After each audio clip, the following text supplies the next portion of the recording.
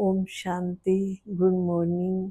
आज परमपिता परमात्मा के महावाक्य थे कि हमारे विकर्म विनाश करने का जो समय है वो अभी है।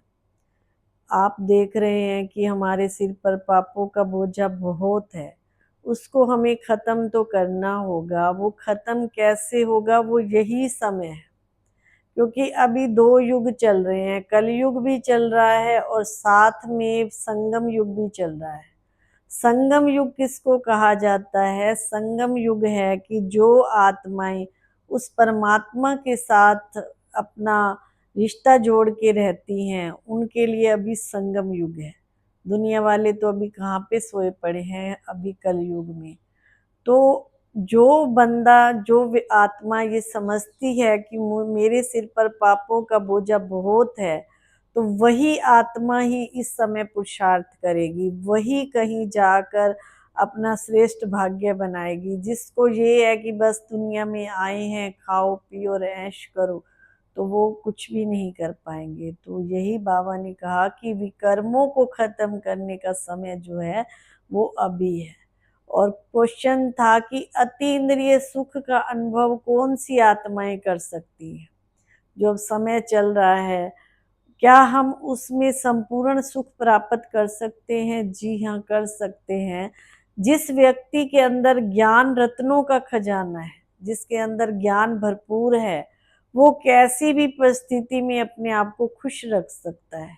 ज्ञान रतन खुद में धारण करेगा, दूसरों को भी बांटेगा, तो वो कभी भी दुखी नहीं होगा। क्यों? उसको पता है जैसे ही कोई समस्या आई, बात आई, उसके पास क्या है? ज्ञान रत्नों का खजाना है। तो वो क्या करेगा? उस ज्ञान के खजाने को यूज करके अपने मन को उसी टाइम समझा लेगा कि हाँ, इस परिस्थिति में मुझे ऐसे चलना है।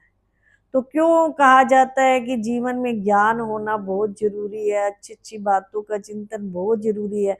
क्योंकि ऐसे ऐसे दुखों के पहाड़ टूटते हैं, कई इंसान तो पागल ही हो जाते हैं, उनको समझ ही नहीं आती कि मैं ऐसी परिस्थिति में क्या करूं। तो उस समय हमें ज्ञान रतन ही हमारे काम आते हैं, उसका मनन चिंतन ही काम आता है। और जो धारणा के लिए पॉइंट होती है, उसको भी मुरली में सुनाया जाता है, बाबा के महावाक्यों में सुनाया जाता है कि हमें जो कुछ भी है परमात्मा को अपने मन का हाल सुनाना है। कोई भी बात होती है तो बाबा को सुना करके हल्के हो जाना है। और अंतर्मुखता का महत्व जाने कि मुझे कितना मतलब चुप रहना चाहिए, कितना बोलना चाहिए। और अमृत वेले के महत्व को जान करके अमृत वेला उठ करके भी उस परमात्मा का ध्यान करना चाहिए। और आज की मुरली का वरदान था कि अखंड योग की विधि द्वारा अखंड पूज्य बनने वाले श्रेष्ठ महान आत्मा भव। अखंड योग, काम करते भी हमारा उस परमात्मा के साथ ध्यान लगा रहे, तो इसको कहते हैं अखंड योग। पूज्य बनने वाली महान आत्मा भव, हम महान और श्रेष्ठ आत्माएं हैं। इसलिए हमें ऐसा नहीं कि हम दुनियावी बातों में या इधर उधर अपना समय वेस्ट करें। तो अपने आप को ये शुद्ध संकल्प देना था कि मैं श्रेष्ठ आत्मा हूँ, मैं श्रेष्ठ आत्मा हूँ। ये अपने मन को ये एक संकल्प देना होता है कि मैं श्रेष्ठ आत्मा हूँ। और स्लोगन था, स्लोगन का मतलब होता है एक अच्छा विचार रोज का लेना। संकल्पों की शक्ति जमा कर श्रेष्ठ सेवा के निमित्त बनो। अपने संकल्पों को क्या करो? श्रेष्ठ संकल्पों को जमा करो और सेवा के निमित्त बनो। जिसके श्रेष्ठ संकल्प होंगे, जिसके अच्छे विचार होंगे, वही भगवान की सेवा कर सकते हैं। और जिनके अच्छे विचार नहीं होंगे, वो तो दुनियावी बातों में या इधर उधर अपना टाइम वेस्ट करेंगे। तो विशेष आज की मुरली से 4-5 बातें लेनी है। एक तो ये जो समय चल रहा है वो अपने पापों को खत्म करने का समय है। और दूसरा, अगर सदा सुखी रहना है तो अपने अंदर ज्ञान रत्नों का खजाना जमा करो। और तीसरा, जो भी मन की बात है उस परमात्मा को सुना दो।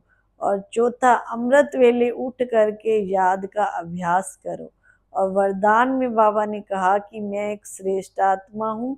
ये महसूस करो, अखंड योग हमारा अखंड उस परमात्मा के साथ कनेक्शन लगा रहे। योग माना दो आत्माओं का मिलन, योग माना दो चीजों का जोड़। उस परमात्मा के साथ हमारा जो है मन की तार हमारी सदा जुड़ी रहे। तो श्रेष्ठ जब हमारे संकल्प होंगे तो भगवान भी हमारे से श्रेष्ठ सेवा के निमित्त हमारे को बना देगा। तो मन के अपने सदा श्रेष्ठ संकल्प रखें। ओम शांति।